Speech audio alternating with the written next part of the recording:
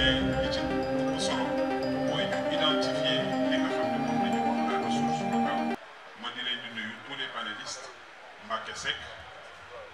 Matar Diaw ak Maguette Faye ñu aborder fi nag sujet yoo xamante ne sujet yu yitteel la parce que li ñuy wax le bien commun maanaam li ñu bokk dañ ko war a préserver dañ ko war a sàmm. Justin Correa maa ngi lay nuyu di la gërëm yow tamit c'est un collègue c'est un ami ñu bokk liggéey bi bokk dëkk bi te li ci am solo mooy de dëkk bi baax. Ce que je voulais dire monsieur le ministre pour rek gannaaw nuyu nañu suñu kilifa yi fekk nañ fi imam également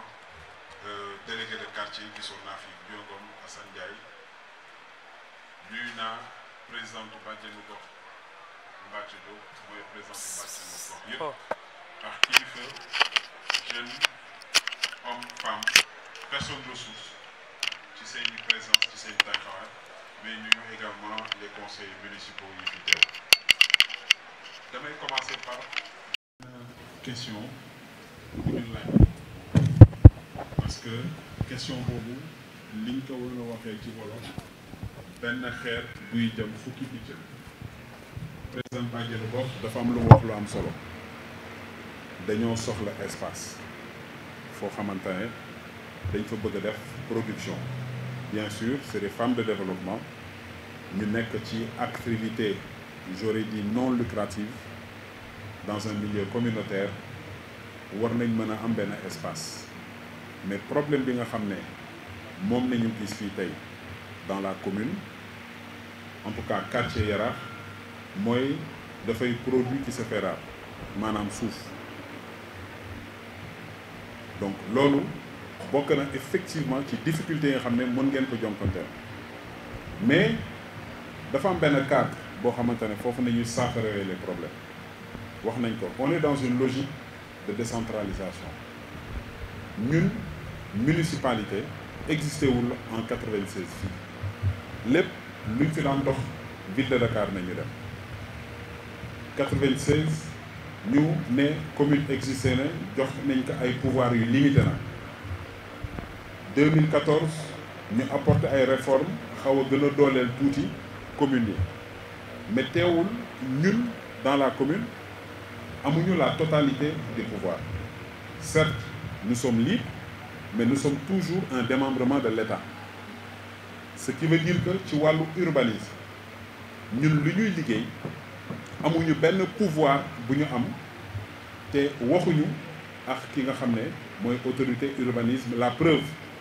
ñun dañuy signer autorisation de construire mais détenir ñu benn titre de propriété tey bu fekkee ne ñëw nga au niveau de la mairie laaj ñu kan moo am titre de propriété mënuñu la ko génneel parce que du suñu pouvoir du suñuy compétence danañu gis nag ci demande yi ñëw cadastre visé urbanisme introduire ñu émettre ay avis bu ñu egsee fii ñu signé cela veut dire quoi municipalité nu muy liggéeyee ak urbanisme parce que léeg-léeg bu ñu gisee de sérieux problèmes dañuy saisir le service régional ñu ne ñu effectivement ñu renvoyer leen dossier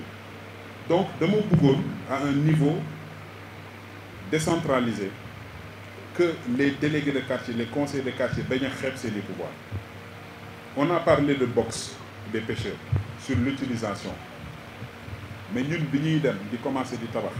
la municipalité musul am benn problème tabax nañ ba livré mais il faut pas que utilisation bi mën a poser problème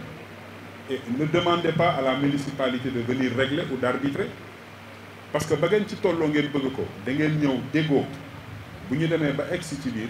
moo tax foofu damay interpeller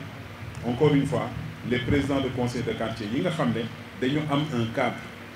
dans chaque conseil de quartier il y a le délégué de quartier il y a les conseillers municipaux mais il y a également les associations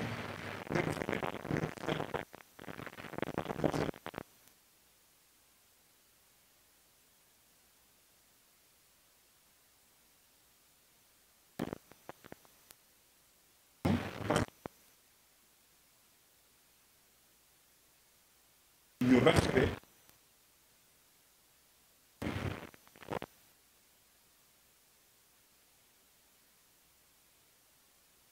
box de pêcheurs mooy éviter bidon essence ci biir kër. On est en 2025, c'est dépassé, c'est révolu. Yaraax bi amoon il y a 20 ans dootul yaraaxu tey. Qui est structuré, quartier de collecte d'ordures, un quartier qui est urbanisé. Toutes les commodités yi ngeen di fekk dans les quartiers comme duma lim sax Almadies parce que Almadies amul réseau d'assainissement. C'est pour vous dire que li am fii innovation la et amul dans ces quartiers. Donc souvent damay faral di wax ne nañu bàyyi di comparer suñu bopp ak yeneen quartier. Parfois di nga dem ba comparer sa bopp ak koo xamante ne xamuloo la fa xew. Alors que benn difficulté nañ am wax nañ ko léegi c'est le fonctionnement du réseau ONAS te li tax mu nekk problème c'est parce que au niveau de l'ONAS dañu ils doivent mettre là-bas une station. Ce projet de restructuration gis ngeen bërki dem ko xew Thiaroye man damay profiter féliciter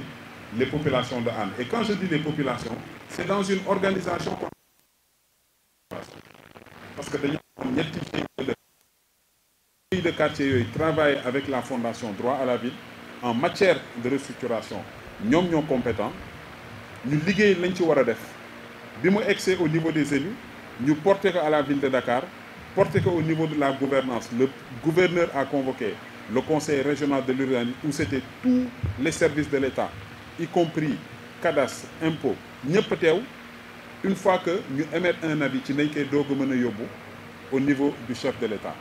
Terrain bi ngeen di gis Monassa c'était un terrain un titre privé boo xamante ne dafa amoon benn décret de sauvegarde après le décret de sauvegarde ñu jël décret d'expropriation nit ci dañuy faral di def amalgame entre décret de sauvegarde ak décret d'expropriation. Sauvegarde mooy ciblé nañu terrain bii ne fii bëgg nañ fi def un projet d'utilité publique mais il faut que terrain bi ñu évaluer ko ñu xool kan moom ci de propriété bi xam superficie bi xam yan infrastructure évaluer ko les services du ministère de la finance ñoom ñooy dem xayma loolu ñu mën ko exproprier et Monassa noonu lañ ko jëndee te boo leen gisee terrain Monassa man mii en tant que maire mënuma leen wax qui est propriétaire parce que ba ñuy restructurer dëkk bi bu leen fàtte ne que restructuration dafay répondre à des normes urbanistiques c'est important dafa am tali bi nu mu war a toll kër dafa am nu mu war a toll fi réseau yi di jaar et une fois que plan bi ñu aménagé ko ci nañuy jàpp ne que tali bi nii la dina dagg fukki kër dina dagg juróom-ñetti mbedd bëgg nañ mbedd route de Rufisque dem ba booru géej gis ngeen ne que inondation wàññeeku na considérablement 2009 fekkee nañu man fekkee naa bu inondation amee avant la restructuration c'était pas moins de 200 maisons qui étaient affectées mais restructuration ba mu ñëwee lenn dañuy joytu ñun ñëpp mooy dysfonctionnement au réseau bi mais dysfonctionnement au réseau bi il faut que aussi mu leer bu ñu duggee ci réseau bi mais dañ fay fekk ay corps étrangers lan moo ko fa yóbbu ñun la c'est ça la réalité à chaque fois que ngeen dégg bouchon am na c'est parce que def nañ fi loo xamante ne waruñu ko def ma jàpp ne nag loolu mooy li nga xam ne moom nañu convenir oon ak ONAS une fois que le réseau fonctionne lépp lu nekk ci biir danañ ko mën a génnee parce que dafay nekk ouvrage buy tourner H24 et au bout d'un quelque temps fluidité ak impact bi nga xam ne moom lañ bëgg donc dana mën a am te en tout cas ma bëggoon encore une fois de ce point de vue féliciter les populations parce que nag ci gox dans un quartier comme le nôtre qui a plus de 100 ans lu fi baax c'est parce que dafa am engagement mais surtout désintéressement des populations Mbacké Seck buy xeex suba ngoon amul 1 franc bu ñu koy fay fin du mois sàmm sa moomeel lii ngeen di xeex nii benn satisfaction ngeen ci am mooy la ngeen bëggoon sotti na donc il faut que ñu xam exactement ñun am le sens de la mission publique loolu mooy suñu seule détermination parce que nous sommes des Sénégalais ñu war a liggéey pour que dëkk bi baax mais pour que dëkk bi baax il faut que chacun de nous mën a nekk. Alors du ma mën a revenir ci beaucoup de questions qui ont été posées c'est vrai mais il faut le dire rassurer Mbacké wax na ko da ngay dem génn gis une entreprise locale ñu takk par exemple Pastami mu nekk fii c'est pas normal c'est vrai que loolu c'est le constat mais ñi fi nekk lan la ñu def pour que Pastami sponsoriser leen c'est important il faut poser des actes il faut que ñuy jël ay initiatives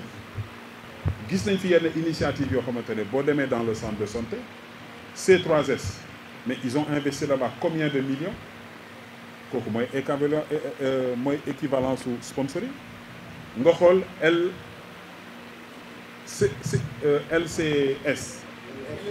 LSE ñaata millions des dizaines de millions nañu investir mun nañu assimiler yooyu mais li ñu bëgg aussi encore une fois que les associations s'organisent mais surtout que ces associations soient porteuses de projets de partenariat adduna bi léegi nu muy doxee c'est le partenariat place bii nga xam ne toog nañu bërki démb mais féliciter initiative bu quartier bi li muy quartier bi yëpp ñu ñëw ñu toog ñu waxtaan on a fait une délibération parce que ñëpp a d'accord woon ne que dañ koy def Serigne Babacar Sy moom nañu def bi ñu ñëwee ma ne leen ah ñun de on n'a pas de moyens mais mun nañu ut un partenaire mais ci biir yi loolu on a une ville jumelle muy Fos-sur-Mer commune bi xam na ko mais ce terrain sera aménagé par les volontaires de Fos-sur-Mer et les volontaires du quartier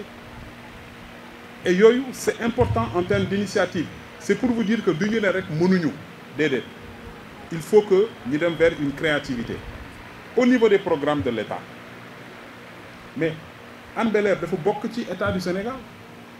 boo demee dans les ministères monsieur le ministre may remercier votre équipe bi nga xam ne ñoo nekk fii à Cambérène mais pour l'aménagement des ronds-points et autres mais vous les appelez ils sont accueillants ngeen travail soumettre leen ils vous disent que écoute on peut vous aménager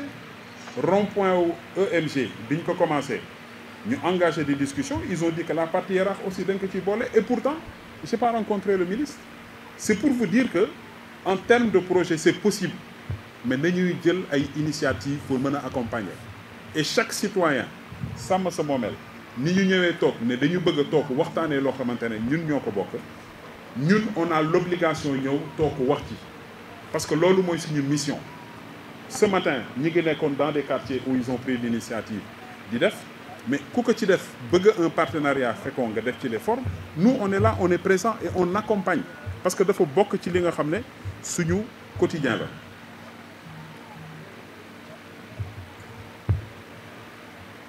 alors j'ai vu des inquiétudes par rapport à l'audience foraine ministre de la justice la c'est pas la mairie qui organise nous on demande parce que xam nañu importance audience foraine et régulièrement on est sollicité on est confronté à ces problèmes bu examen jotee mais man avant audience foraine dafa am lu ma bëgg d'abord lancer comme message aux parents on est en 2025 il est inacceptable que fii ci Ndakaaru Njaay nga am sa doom te demoo déclarer ji ko loolu mooy le vrai problème il faut qu'on ait l'habitude d'aller déclarer nos enfants boo demee déclarer ko c'est beaucoup plus simple que ëllëg nga dem mu war a dem entrer en sixième te amul kayit et on est tous confrontés à ça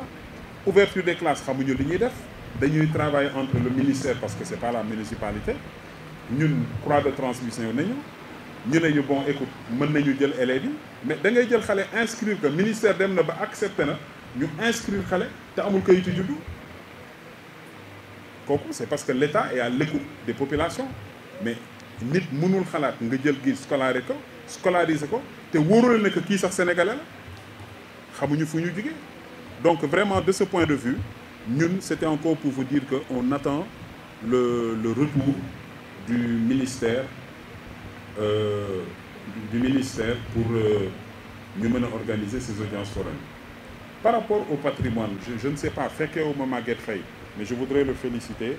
parce que je connais sa rigueur et son sérieux ci li nga xam ne moom la ñuy liggéeyee en matière d'urbanisme man personnellement dama ciy bëgg a moytu parce que nag monsieur le ministre bari na ay plainte nit day ñëw indi titre de propriété wu mu nekk ci turam mu jox ma autorisation du ma ko signer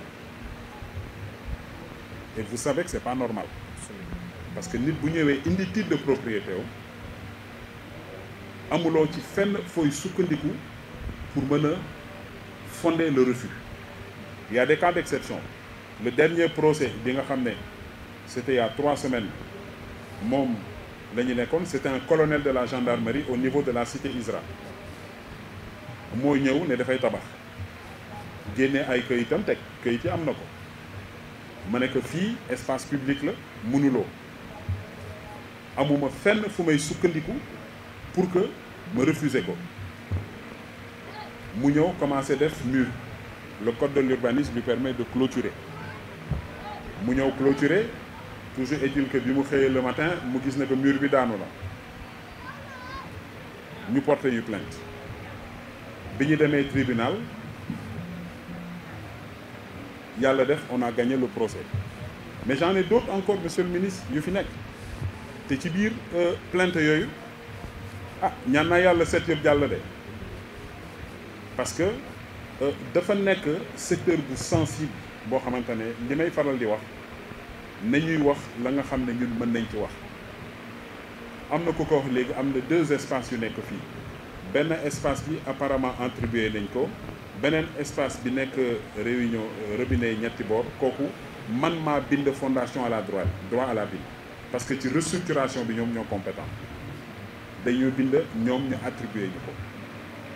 donc deuxième espace boobu il va falloir que ñu identifier site bi ba pare poser la question à la fondation parce que ñoom ñooy def les attributions parce que objectif bi lan la fépp fi espace ñu tabax ci li nga xam ne mooy équipement comme ni que Adja Mbathio waxee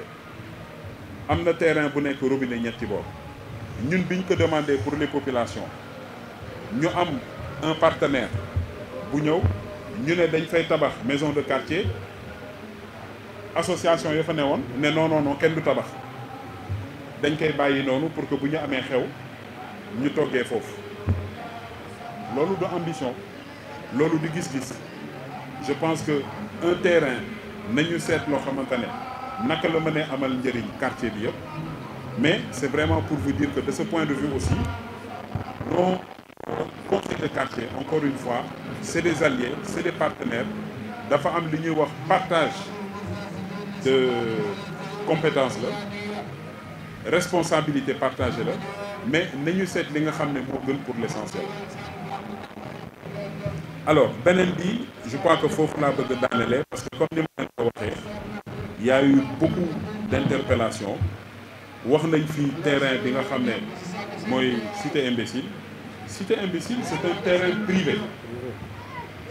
c'est un terrain privé qui a été squatté pendant très longtemps ñu ñëw privé boobu ñu ko koy exproprier ñu war ko ko jox l'État avait un projet pour exproprier ko fay waa ji mu dem parce que waa ji sax looloo ko arrangé woon depuis loolu nag foofu nañ ci toll mais ci li ma jàpp ci titre bi tey ku dem au niveau de la conservation foncière boo laajtee numéro titre bi dañ lay wax ne que titre bi sàngam moo ko moom donc muy la famille Filfili comme ni ngeen ko xamee voilà donc voilà un peu ce que je voulais dire mais monsieur le ministre je pense que l'importance de votre présence en fait à ce forum pour man c'est un forum de début de solution quand je dis un forum de début de solution parce que dafay forum boo xamante ne les gens dañu bëgg ñu leeral leen parce que damay faral di wax ne jamono ji ñu toll nit yi dañu war di toog di waxtaan